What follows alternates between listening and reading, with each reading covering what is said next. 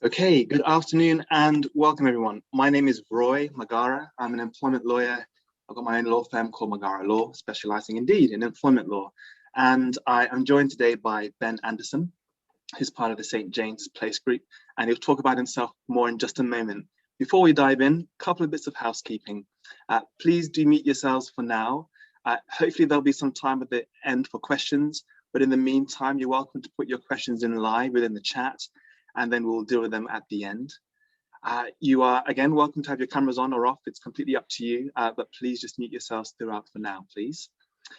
Then we've got 40 minutes for this and before Zoom kicks us out. So we'll make sure we get everything done in time, and certainly we'll get to answer as many of your questions as possible. But principally, thank you very much for coming. It is going to be recorded, and I'll make sure that I send the recordings out to everyone at the end as well. So without further ado, let me pass on to Ben. And beforehand, it would be good for you all just put in the chat box sort of what your financial aspirations might be for this year, or where you're at in terms of your employment and where you want to be, any questions you've got. And I'm going to hand over to Ben now. Yes, thanks, Roy, and hi everyone. Welcome to the webinar. For those of you who don't know, I'm a financial advisor for Brookhouse Wealth Associates, part of St. James's Place Wealth Management, and I'm based in Witney, Oxfordshire. As we go through, do leave questions in the chat box, and once we get to the end of mine and Roy's presentation, we will get to your questions. So I'm a financial planner, and I focus very much on holistic financial planning. If Roy, we could just jump to the first slide, that'd be great. So what I mean by holistic financial planning is that no one client is the same. Just as I'm sure everyone on this call has different short-term and long-term objectives. This could be to do with your personal life or your business objectives. And it's my job to understand these needs and to build a plan around this, and to build for the future and help you live the life that you want to lead. Now, financial planning can be complex and onerous, as I'm sure you're all aware, and the various changes in terms of legislation and your priorities change regularly. So we need to review these as we go on. Now, so on the slide is some of the areas that I cover with my clients, and throughout the next 10 minutes or so, what I'll do is I'll be highlighting a couple of these areas for you to be aware of, having a look at some of the exemptions that you can use before the end of the tax year and beyond that. And I'll also incorporate a few elements of the budget statement announced recently and how that's impacted our personal finances. Now, really, it was a spend now, tax later approach from the Chancellor in order to kickstart the economy. But there are a few warning signs ahead for personal finances. So if we go to the next slide, Roy, that'd be great. So tax allowances. Now, with some allowances, you'll have to use them before the end of the tax year. And I'll be highlighting a couple of these as we go on. Now, the cornerstone of a tax efficient strategy is to be aware of any reliefs, exemptions or allowances and ensure they're used effectively for your circumstances. And this is both in the short term and the long term. So let's start by looking at ISAs. If we can go to the next slide, please, Roy. So I want to start with ISAs because they're going to be discussed a lot between now and the end of the tax year due to their popularity. And although there wasn't any significant changes in terms of the amount we can contribute to an ISA in a tax year, so £20,000, that was frozen until 2026. So what that means is that allowance is no longer keeping pace with inflation, and the government can tax that inflationary growth.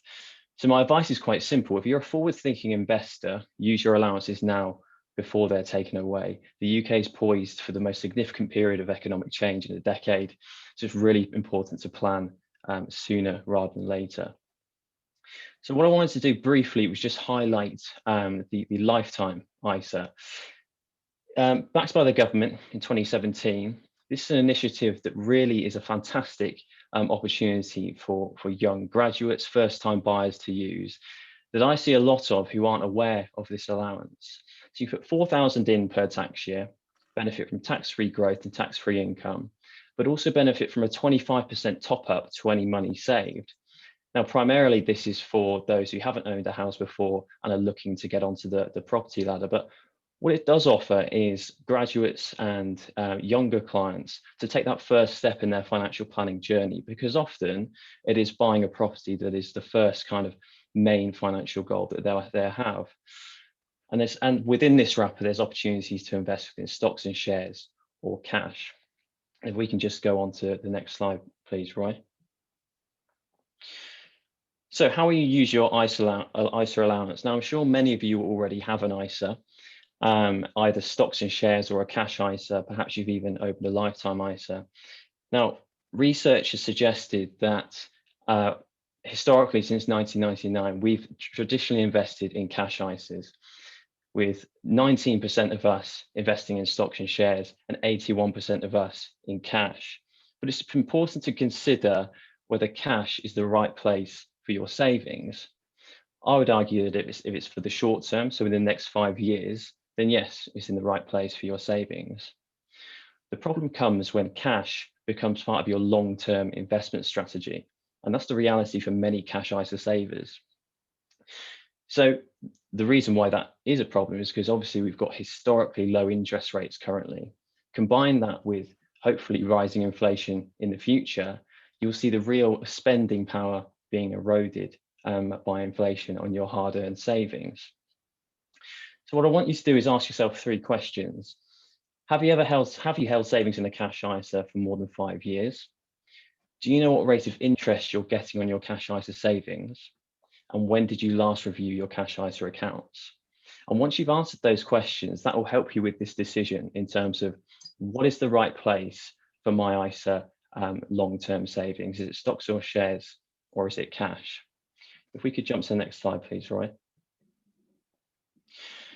So I've touched on how we can use our investment allowances in the short term and going forwards, but what about our allowances that help to plan for retirement?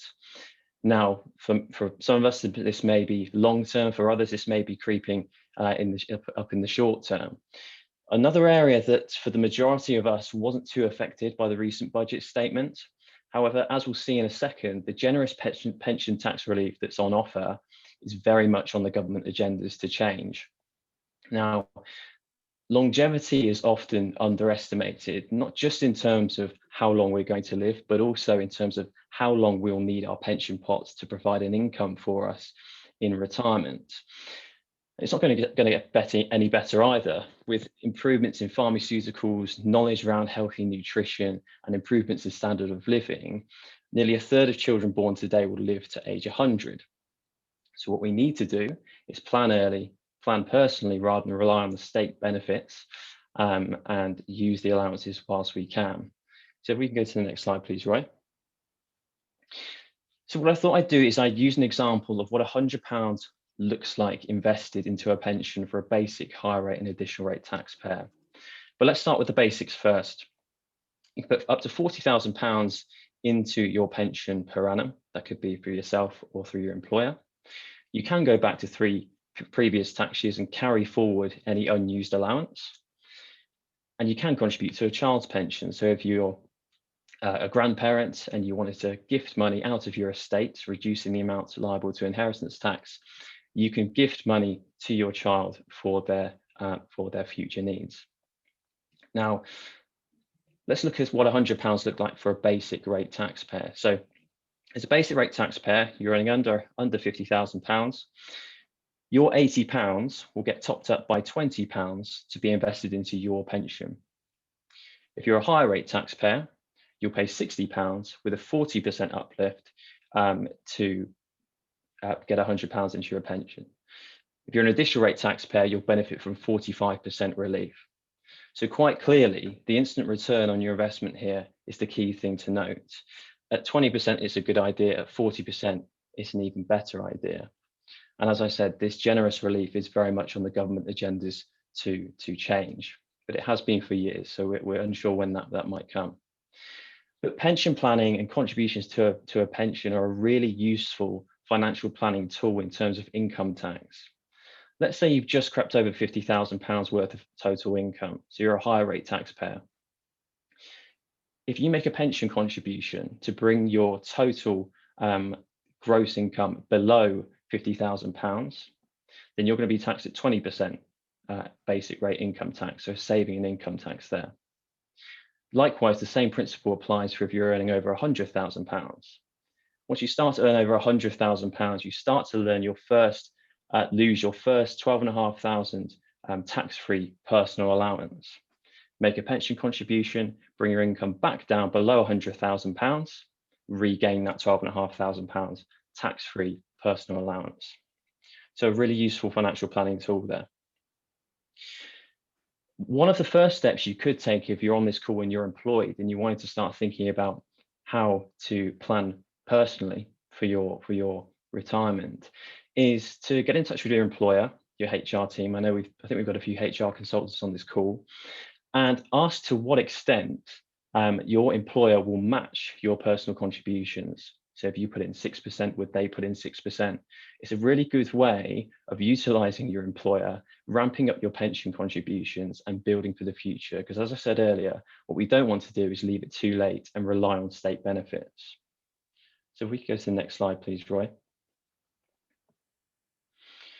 So we've touched on the tax relief on contributions. In terms of how a pension grows, it's an extremely tax efficient long-term investment vehicle that's not subject to income tax or capital gains tax on the growth within the fund. Since 2015, George Osborne introduced pensions freedom. So there's a vast array of flexibility in how you take your pension benefits. So do take advice once you get to that stage. And it's fantastic in terms of inheritance tax planning. If you've reached that £1 million threshold, if you're a married couple, for inheritance tax, your pension pot is exempt. It's outside of your estate for inheritance tax. But also what was really important for a lot of clients I see is that your pension pot that you're putting away now on your death can be used by your spouse and your children as well. So if we can move on to the last slide, please, Roy. So that's just highlighted a few allowances for you there. I'm conscious that there's obviously a whole world of allowances and exemptions to use depending on your circumstances.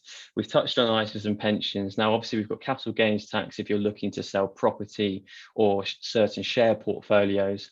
You've got a 12,300 annual capital gains tax allowance. And also, are you getting the most of your dividend allowance? So certainly with investments, but also if you're a business owner, a limited company director, have you got the right blend of salary and dividends there? And are you using your tax-free £2,000 dividend allowance? That's a really quick summary. I hope you've taken a few points away there. As I said, any questions, leave in the chat box and we'll get to them at the end. But I'll pass back to Roy to do your next session. Super. Thank you very much for that, Ben. I actually have a question, but I'll save that to the end. And as Ben has helpfully encouraged, please do utilize the chat box. Please leave any questions you've got, excuse me, for Ben and indeed and we'll get to them at the end. So let's move on to the next section of this, which is all to do with employment law updates. Typically each year, sometimes they flow from the budget, but often they come in April each year in terms of some changes that might be coming up. So this is just to highlight some which we may know of already and some indeed which are to come, which we might not be aware of. The first and perhaps most prevalent and obvious one that we might all know of is that furlough is set to continue for businesses that need it. And it's set to continue at least up at this point. It seems to keep on being pushed back, but at least up until September 2021. Now, employers indeed will have to start contributing from July. They have to contribute at least 10% of the hours that are worked by the furlough staff, that are not worked rather by the furlough staff. And that rises to 20% in August and indeed September as well. I suppose we'll have to see what the landscape looks like as far as COVID, as far as people going back to work and risk, etc., to see whether the furlough scheme will be pushed even more, but time will tell in that regard. There are also a couple of cases which I think are really important to bring to mind. As Ben has highlighted, some of you are HR professionals in here, others are directors, managers, and others are employees rather, in various degrees.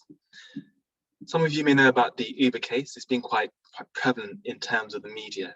But the main thing to take away from this case is that Uber drivers, so people who have the app, they turn it on and say, right now I'm going to work, and they do whatever they want to do in terms of people they pick up and drop off, and then just clock off whenever they want to, who were originally seen as contractors.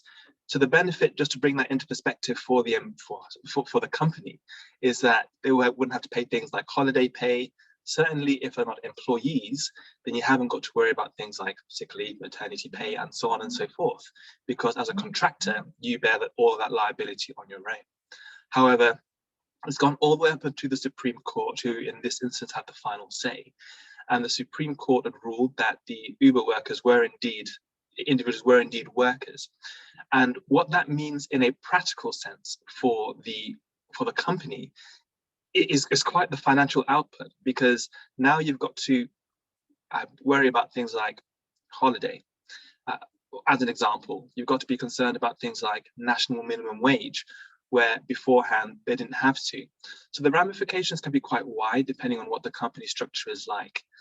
And indeed, things like Pinnacle Plumbers or Deliveroo, for example, are other sort of companies with similar structures.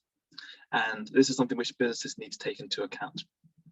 Cumulus is probably a more, what's what I can use, is probably something that is more relevant now and again for all of us. And that's because it concerns an employee who was dismissed because he refused to wear a face mask when visiting clients at their various premises.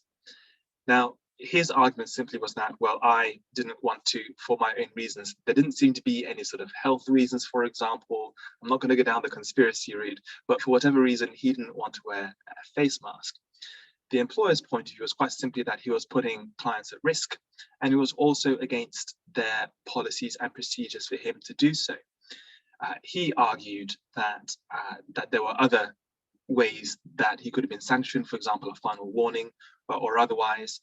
But the tribunal in this instance held that him being dismissed was in the scope of reasonable reasons or options that the business had.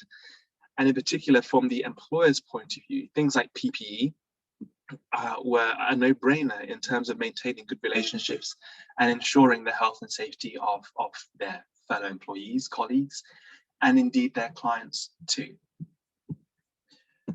We'll move on now to the return of gender pay gap reporting. I say the return because last year the government had put a pause on that due to the pandemic. However, there is currently nothing to suggest that the requirement is going to be paused for 2021.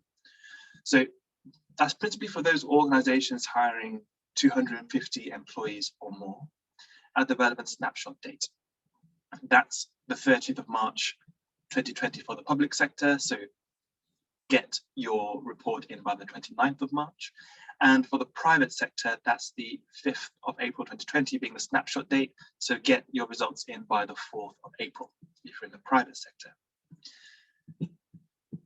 Let's shuffle on to statutory rates of pay. It's fairly self-evident in terms of the figures that are on the screen there, but indeed, the Department of Work and Pensions every year, usually around April time, increases the relevant figures we see on the screen here.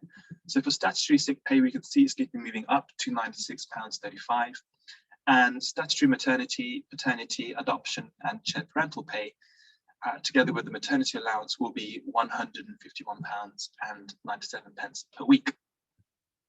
As I say, these rates usually change in and around the beginning of April time. And similarly with the national minimum wage, as you can see here on the screen there, here are what the new rates are going to be. I'll pause on that screen for a moment just in case anyone wants to take notes, but we will also endeavour, by the way, to get the slides out to you too, so you'll have all of these to hand as well. What is worth sort of diving into in a bit more detail is the thought process around a potential new employment bill that may be coming out. Now, it's set to come out for 2021. It was supposed to come out sooner, but then COVID hit. Now, who knows what that's going to look like for 2021 as to whether it comes out. But to go into a bit more detail about this, so let me just admit a couple more people in. Hello, you're welcome. Righto, the Queen's speech in December 2019 included bringing together several measures. Those included, those stemmed rather from the Good Work Plan, for those of you who are in the employment know-how. But one of those included getting what's sort of termed a sort of single labour market enforcement agency together. And what that principally means is that there is a thought process around having one body the intention for which will enforce things like minimum wage, unpaid tribunal awards. It will focus on some kind of tribunal penalty scheme if deadlines, for example, aren't met, and some body that can regulate statutory sick pay and publicising employment rights as well. So ACAS, in a sense, helps in terms of publicising employment law rights, but the government is looking to get some kind of organisation that also has enforcement powers as well. The payment of tips and service charges in many ways speaks for itself. So I'm just going to focus a little bit more on what the extension to redundancy protection actually means. And in brief, that is to do with the right to be offered suitable alternative employment. And that's principally to do with pregnant employees, I beg your pardon, and for 6 months after the return of their maternity leave, as well as taking adoption leave or shared paternal leave. What does that mean? So there's a popular myth that you can't make someone who's on maternity leave redundant. However, that's not necessarily and entirely correct. So while businesses rather shouldn't make them redundant because they're on maternity leave, they must treat all employees fairly and equally. Those who are on maternity leave do have a special status, as it were, in terms of any other alternative roles that might be there or vacant roles that might be in the company. And they have first dibs, as it were, they have first say in terms of being able to take that role. What the government intends to do now, so after they return from maternity leave, is to offer a further 6 months protection after the woman returns from maternity leave. And I suppose that might deal with instances where, for example, the company might be thinking, okay, well, we're unable to track and see whether this individual who's been on maternity leave, whether they've hit their targets, say, or what their work ethic is like, etc. So this 6 months gives a company a better indication, but certainly also principally protects the employee who's just come back from maternity leave too. We can see there as well, there are going to be some extra protections concerning those new parents who take statutory leave for up to 12 weeks for neonatal care, and also for a new right for carers too, to take 1 week of unpaid statutory leave each year. Following from that bill as well in 2019, go figure, the thought process was looking to see whether they could make flexible working almost a default or the first port of call for employees to be offered. Now, COVID, of course, has taken away a lot of misconceptions, perhaps, or concerns that employers may have had in terms of their employees working from home in varying degrees or remotely. But this is something, again, that took place in the Queen's speech, and principally something that might become more of the norm, not just because of COVID, but because of rules and regulations that the government are going to be looking to put forward. And all of that is going to be had in this proposed new employment bill. It's set to be published in 2021, but let's see how the timetable goes, all thanks to COVID.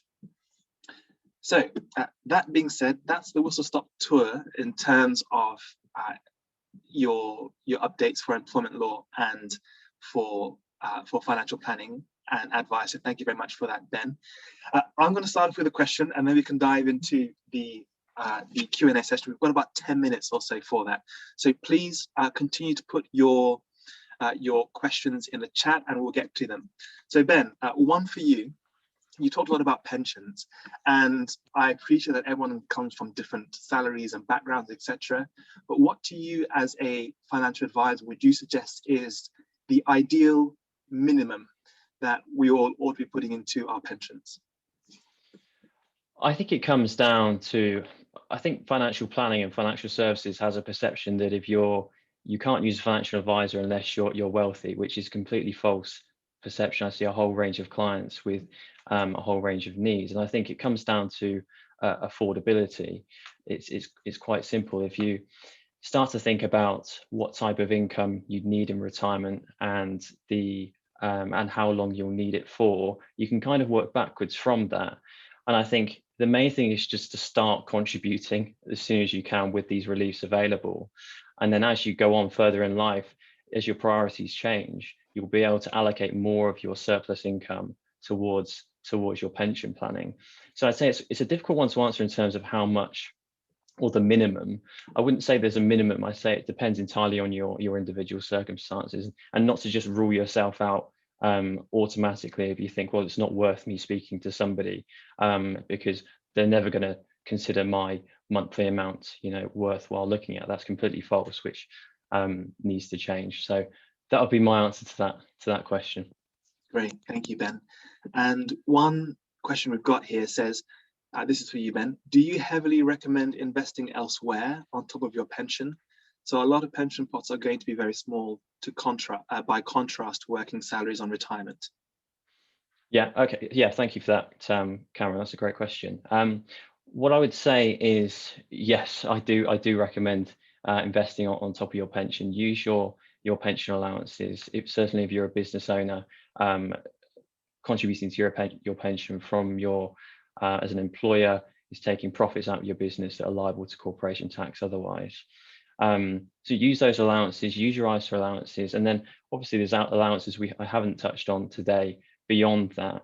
And once you've utilized bonds, unit trusts, there's higher risk investments that have associated benefits with reducing your income tax bill, like EIS schemes, for example, that for the certain type of investor are more appropriate, and you certainly use allowances before that, but have a blended range of assets. But what I would say to that is, if your pension is invested in the right place, it should be at the very least keeping pace with inflation and outgrowing inflation, so to match those rising salaries. Thank you, Ben. All right, so I've got a question here. Where an employee has handed in their notice and is working their statutory notice, am I right in thinking that on the 1st of December, they're not allowed to be furloughed whilst working their statutory notice? If I understand the question correctly, it's more the case that if they are working, then indeed they ought not to be on furlough, or certainly using the furlough pay to fund that. If one is working their notice, then they ought to be paid full pay for their notice, as opposed to receiving any furlough pay for that. That hopefully answers your question, but if I haven't understood it correctly, please do rephrase it or let me know, and I'll answer that for you. So Ben, another one for you here. Says, do St. James's Place have any online resources for people new to investing, or is it best to speak to an advisor directly, like you? Or do you recommend any other resources? Always fine, and then something else. Over to you, Ben, first. There's certainly a lot of resources at St. James's Place. We've actually started a new, what's called Start campaign, which run quite a few sessions and webinars on the very basics, really, in terms of, sorry, the Zoom's just come up with a message for me there. On the very basics in terms of webinars, starting your financial planning journey. The Money Advice Service is also a really useful tool online to utilize. And I'd say any kind of questions outside of what you find online or from any webinars, which I can point you in the direction to for any webinars we run and St. James's Place run. Anything outside of that, yeah, just speak to an advisor directly, and they'll be more than happy to guide you. Super, thank you, Ben. All right, next question. Where is the Chancellor likely to come to raise greater tax revenue? What are your thoughts on that, Ben? Well, I'd say, in their manifesto, they pledged not to raise income tax and national insurance, didn't they? So it's unlikely to be from that side of things. The corporation tax rise was quite a significant one.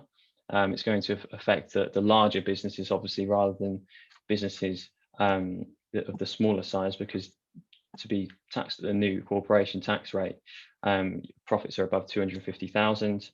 I think the 23rd of March is really a key date coming up, because obviously we've had the main event, the budget, and often what they look to do is to announce some of the smaller scale changes on the 23rd of March. So things to look out for would be things like capital gains tax, and increasing the rate of capital gains tax that you pay and bringing it closer in line with income tax rates. So that would be probably one to look out for. But as I said, with pensions tax relief, that's been on the government's agenda for a while now as well. But I'd say capital gains tax would be the one maybe to look out for 23rd of March. Great, thank you very much. Next question. Do you recommend effective will planning alongside your advice, i.e. to help ensure that any inheritance can be protected and taken into account in your planning? Yes, definitely. That's certainly something that I'd recommend for my clients. It's actually one of the first things that I'd ask my clients, have you got a will in place? And typically the answer would either be no or yes, and I haven't reviewed it in 10, 15 years. So as soon as your circumstances change, get the will reviewed and up to date, because ultimately it's going to make things a lot easier in the worst case scenario in terms of distributing assets and where they need to go, and it's going to save time and money as well. And I know Andy, who asked the question, is very good at helping with that. Super. Thank you very much, Ben. Thank you for clarifying the question from earlier. So it says, I appreciate the employee must be paid full pay, but can the employer claim for 80% furlough pay whilst working their notice? The direct answer, thank you for clarifying, it is indeed no. If they are working their notice, then they not only need to be paid full pay, but indeed from December, that has got to all be funded by the employer. So hopefully that's clear now. Any other questions from anyone else?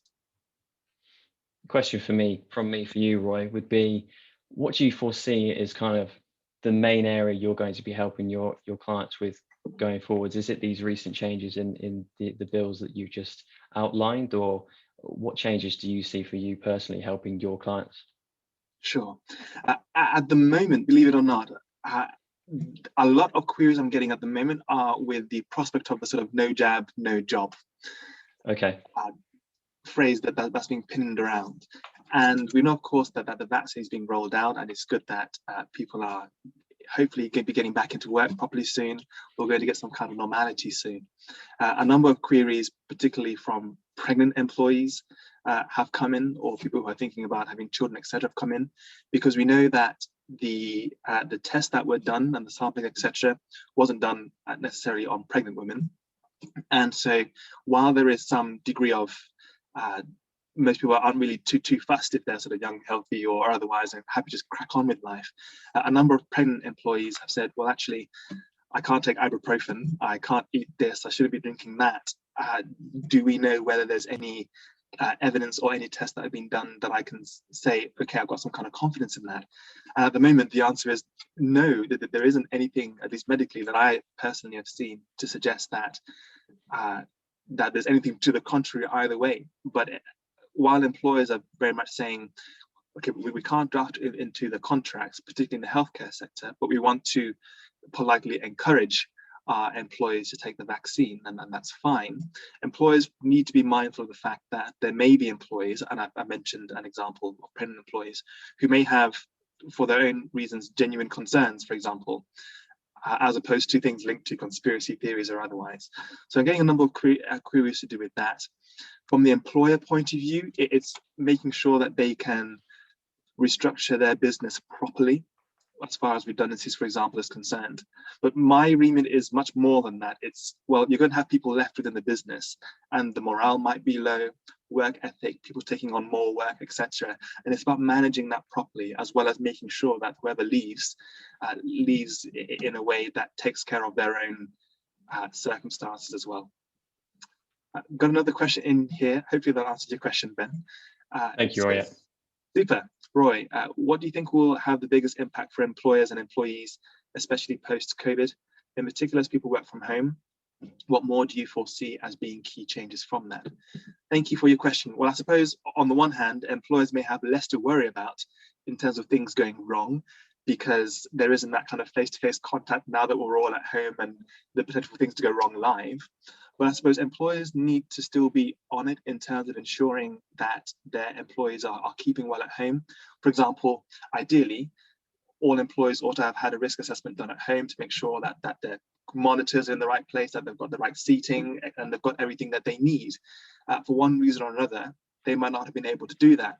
But more importantly, as well as your employees' mental health and ensuring that everyone is okay at home, we've all got different circumstances. Some people are more than happy to be at home, and others just can't wait to get back into the office. So employers are not only going to have to be mindful about the fact that there are going to be employees who are going to be thinking, okay, I know my contract says I've got to be in the office 5 days a week, but now that I spent all these months at home, I'm looking to change that. So employers are going to have to be live to negotiating employment contracts as things change. And indeed, employees also need to be live to the fact that it's got to be a pragmatic and open conversation with your employers about that. And also note that your employers are human beings as well. Your employers, your managers, your leaders, whatever they look like, also have their own concerns and their own mental health to think about. We're all human in that regard. All right. Thank you for that. And just looking to the time, we've got about a minute left. So I'm going to close off the session. I'm going to say, oh, no, we've got one more question, which Ben, you can answer, and then we'll close. Ben, what are your top tips for new investors who are keen? Let's see, the message has run away because someone has put in something else. There we go. Who are keen to explore the world of stocks and shares, especially those who may choose to go it alone without an ISA, etc. set up in place. I would say to you, I mean, you should probably use your ISA allowance if you can. But if you're not keen on setting up an ISA and just keen on setting up a share portfolio, my main tip would be to diversify. So spread the risk across different asset classes. Don't put all your eggs in one basket with a particular region or asset class. If you are keen to, do fancy yourself as a bit of a DIY investor, then spread your risk across different asset classes and diversify would be my main tip for you there. Super. Thank you very much, Ben. All right, ladies and gentlemen, thank you very much for attending today's webinar. Our details are on the screen, as you can see. If you don't want me to email you the slides or anything like that, just let me know directly in the chat box and I'll make sure I don't do that. But if you don't tell me anything, then I'll most certainly email out to you both the webinar and the slides. Been a real great pleasure to have you all. Do take care, do stay safe, and hopefully see you at another webinar. All Thanks, the very everyone. best. Take care. Goodbye. Thank you.